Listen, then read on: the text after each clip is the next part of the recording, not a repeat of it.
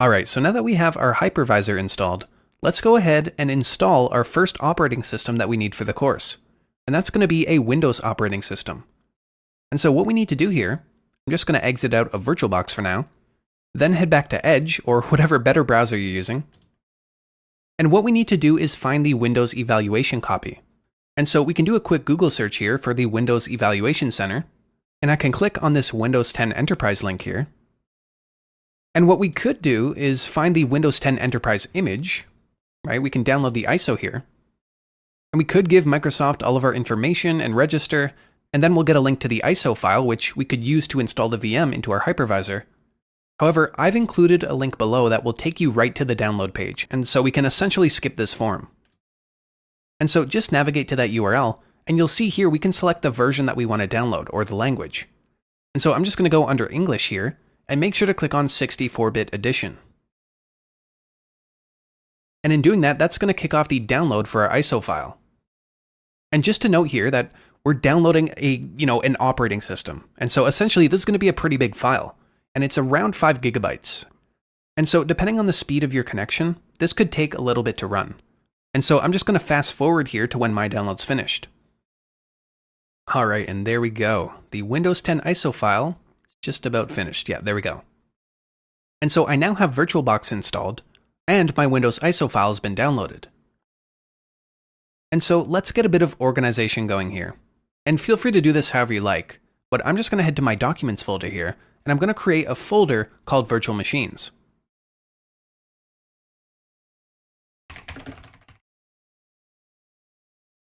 And within my Virtual Machines folder, I'm just going to create another subfolder here called SOC 101. And this is basically where I'm going to store all of the virtual machine information for the course. And so I'm just going to open up another Explorer window here under the Downloads folder, and then locate the actual ISO file and just drag it into this SOC 101 folder. All right, there we go. And so now let's open up VirtualBox, and then click on the New button here within this main toolbar section. And from here, we can start to fill in all the information about the Windows virtual machine we're creating. And so for the name, I'm just going to call it SOC 101-Windows 10. And for the machine folder, well, I'm just going to override the default here. And so I'm going to click on Other, and then locate the SOC 101 folder under Virtual Machines that I just created under Documents.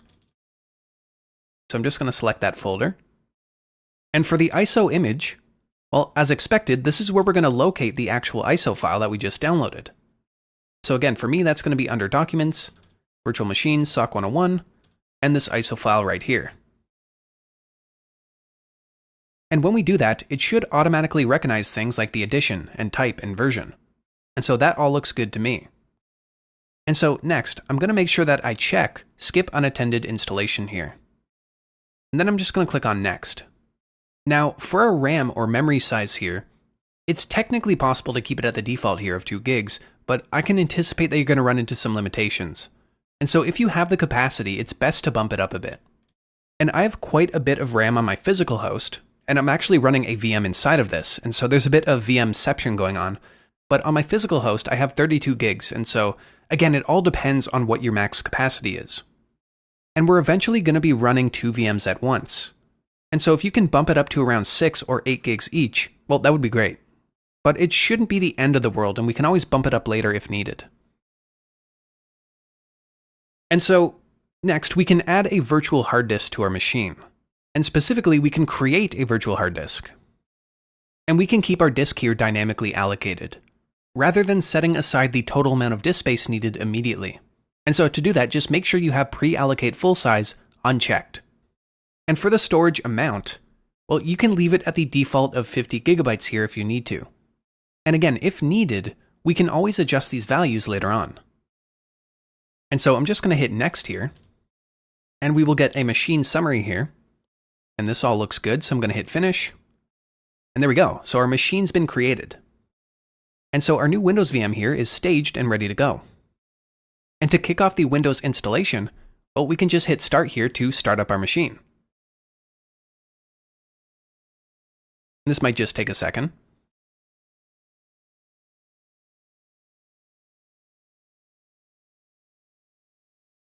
All right, and so here we go. So if you saw that Windows loading screen, and if you're now looking at the setup window here, well, then you've correctly set this all up. And a lot of the install process here is going to be pretty self-explanatory, but we can walk through it together. And so we can first select things like the language and the time in the keyboard input. And all that looks good, so I'm going to hit next. And then just click on Install Now. And this could take a moment to initialize. And we're going to be presented with the Windows license here. And so feel free to read through this if you want to take a nap. And we can just hit Accept and then Next. From here, we can select the custom installation. And now we need to allocate the drive space. And remember, this is all virtualized. And so what I'm going to do here is just click on New. And it's going to automatically fill the size of our drive. And so I'm just going to hit Apply. And here it mentions that it's going to create some additional partitions, which is fine. So I'm going to hit OK. We should see another partition there. There we go. And just hit Next. And so now it's finally installing the operating system. And again, this could take a little while to complete. And so I'll just cut ahead to when mine's finished. All right, now we should see this screen here, and it's going to mention that it needs to restart. And once we load back in here, we should see the main Windows installer. And so this is where it's going to ask us a bunch of setup questions and annoying little prompts until we can finally get to our desktop. And so I'm just going to run through this quickly. We can select our keyboard layout. This looks fine. We do not need to add a secondary keyboard layout. It's going to do some networking shenanigans, or I guess magic, they call it.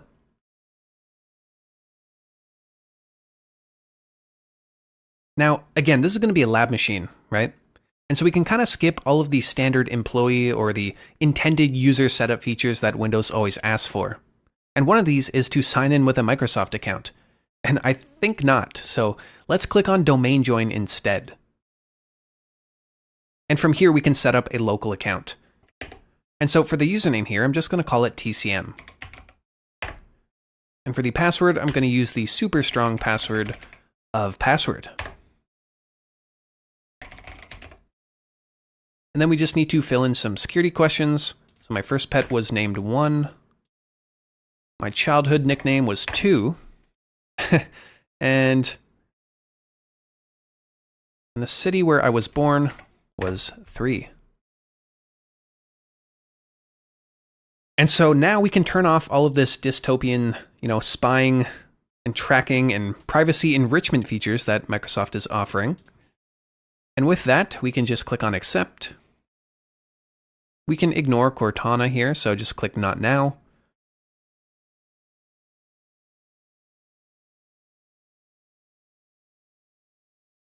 And in a moment, after this little message here, we should be ready to go.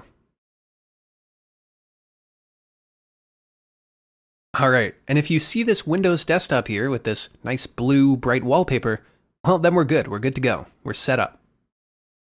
And now, there are a few more housekeeping things that we should do and we have to do before we continue. And the first being, well, let's get a bit of a quality of life improvement up in here, and so we're not stuck using this tiny cropped-in box for our desktop. And so to do this and use an actual usable resolution, what we can do here is go under Devices and click on Insert Guest Edition CD Image. And this is going to load in an actual CD drive into our VM. And so what we can do after clicking on that is go under our Explorer window here, and then click on this PC, and we should see this CD drive for VirtualBox Guest Editions. So I'm going to double click on that to open it up. And from here, I can just double click to run this VBox Windows Edition -AMD 64. So I'll just run this, hit yes, and just run through the very basic installer here. Just leave everything default. Should take a second. All right, sounds good. And we're just going to reboot now after doing that.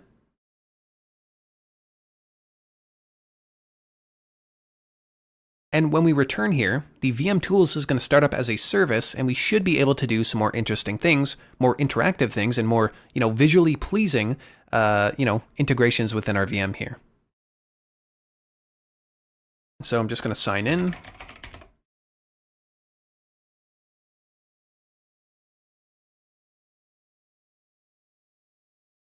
And so now what I can do here is go under the View tab and click on Full Screen Mode. And just hit Switch. And there we go. That looks much better. Awesome. And the other thing that we can do now is, so now our toolbar is going to be at the bottom here. And I'm going to go under the Devices tab and go under Shared Clipboard. And then I'm going to change this from disabled to bidirectional. And so this is going to allow us to essentially share the same clipboard between our host machine and our Windows VM. And so that's going to be really useful when we want to copy and paste commands, from our host into our VM, or copy and paste output from our VM into our host. And so just to prove that it works, I'm going to open up the Notepad application here. And I know you can't see this right now, it's off screen, but I'm just copying the phrase hello world into my clipboard. And if I paste it, well, there we go. And for example, if I just copy the word hi here, and again, you can't see it, but I can paste this back into my host machine. And so our VM now is a lot more usable. And lastly, before we move on to customizing this install, well, let's take a snapshot of our base image. And this is really important in case you need to revert anything on your system, or if anything goes wrong throughout the course. Well, you can always then just revert to your base image and not have to go through the entire install process again, right? And you can be confident that your VM is set up and in a state that's ready to go. And so to do this, I'm going to go down to our options here and click on Machine. And then I'm just going to click on Take Snapshot. And I'm just going to title this base-install so I can reference it later. Hit OK. And now our VM is going to freeze up for a second, just as it's taking the actual snapshot, which is all good. And so that's all finished. And with that, we now have our base image and we're ready for the next steps.